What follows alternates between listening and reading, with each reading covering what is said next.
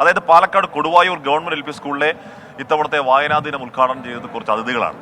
നമ്മൾ സാധാരണ അതിഥി തൊഴിലാളികൾ എന്നൊക്കെ പറയുന്നത് ബംഗാളിൽ നിന്ന് ജോലിക്കായി എത്തുന്നവരൊക്കെ ആണെങ്കിൽ കൂടിയും ഇത് ബംഗാളിൽ നിന്ന് വന്ന അല്ലെങ്കിൽ ജോലിക്കാരുടെ മക്കൾ ആണെങ്കിലൊക്കെ കൂടിയും അവർ നല്ല മണിമണിയായിട്ട് മലയാളം പറയുകയാണ്. മലയാളം പറയുന്ന ഒരുപക്ഷെ നമ്മുടെ കേരളത്തെക്കാൾ കൂടുതൽ മലയാളം നന്നായി പറയുന്ന അതിഥി അവരാണ് വയനാട്ടിൽ കേരളം അവർക്ക് അന്നം കൊടുക്കുന്ന നാടാണ്. അപ്പൊ ആ നാടിന്റെ ഭാഷ തങ്ങളുടെ കൂടി മാതൃഭാഷ എന്ന തരത്തിലേക്ക് ഏറ്റെടുത്തുകൊണ്ടാണ് അവർ തങ്ങളുടെ കുട്ടികളെ ഈ ഭാഷ പഠിപ്പിക്കുന്നതെന്നാണ് റിപ്പോർട്ടിലേക്ക്. കാക്കിരി പൂക്കിരി തേന്മാവിന്റെ എത്താൻ കുമ്പത്ത് കാക്കിരി പൂക്കിരി മാങ്ങ അങ്ങനെ പഠിത്തു തൂങ്ങുന്നു. കാക്കിരി പൂക്കിരി പിള്ളാരങ്ങനെ ആർത്തു വിളിക്കുന്നു. 3ാം ക്ലാസ് പാഠപുസ്തകത്തിലെ കുമരനെല്ലൂർ രാമകൃഷ്ണന്റെ കാക്കിരി പൂക്കിരി എന്ന ഈ കവിത മനോഹരമായി വായിച്ച കുട്ടി ഒരു മലയാളിയല്ല, അവളൊരു ബിഹാറിയാണ്. ഈ സ്കൂളിന് തന്നെ ഒരു പ്രത്യേകതയുണ്ട്.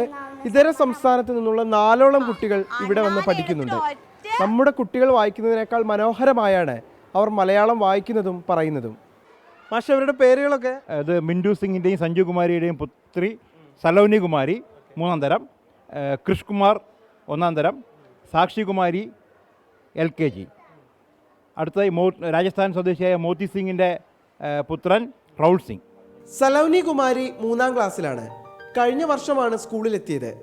കൂട്ടുകാർക്കൊപ്പം കൂടി നന്നായി മലയാളം പഠിച്ചു. വീട്ടിൽ ഹിന്ദിയാണ് സംസാരിക്കുക, സ്കൂളിൽ മലയാളവും. മോൾ എങ്ങനെ മലയാളം ഇങ്ങനെ നന്നായിട്ട് പറയാനൊക്കെ പഠിച്ചത്? ആദ്യമായിട്ട് നാട്ടിൽ കൂടി വന്നപ്പോൾ 2ാം ക്ലാസ്സിൽ പഠിച്ചപ്പോൾ ഫ്രണ്ടൊക്കെ കുറച്ച് പറഞ്ഞു. അത് അങ്ങനെ അപ്പം നീ നന്നായിട്ട് പറയാൻ പഠിച്ചു അല്ലേ? വായിക്കാനൊക്കെ അറിയോ മോക്ക്? വീട്ടിൽ നിങ്ങൾ എന്താ സംസാരിക്കുക? ഹിന്ദിയിൽ നന്നായിട്ട് സംസാരിക്കുക. സലൗനിയുടെ സഹോദരൻ കൃഷ്ണകുമാറും സഹോദരി സാക്ഷി കുമാരിയുമൊക്കെ ഇതേ സ്കൂളിലാണ് പഠിക്കുന്നത്. വസ്ത്രവ്യാപാരത്തിന് പാലക്കാട്ടെത്തിയ ഇവരുടെ പിതാവ് മിൻറ്റു കുമാർ പിന്നീട് മടങ്ങിപ്പോയില്ല.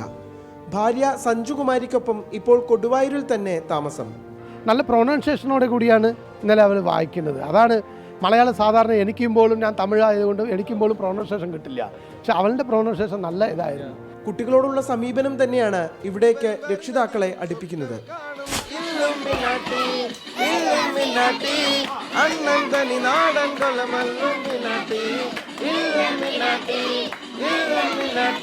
രാജീവ് സുദേവിനൊപ്പം നിഖിൽ പ്രമേഷ്, 24 പാലക്കാട്. ലോകത്തെവിടെയായാലും ഏത് സമയത്തും 24 വാർത്തകളും ഓഗ്മെന്റഡ് റിയാലിറ്റി പാക്കേജുകളും എക്സ്പ്ലെയിനറുകളും വിശദമായി കാണാൻ ഞങ്ങളുടെ YouTube ചാനൽ നിങ്ങൾക്ക് സബ്സ്ക്രൈബ് ചെയ്യാം.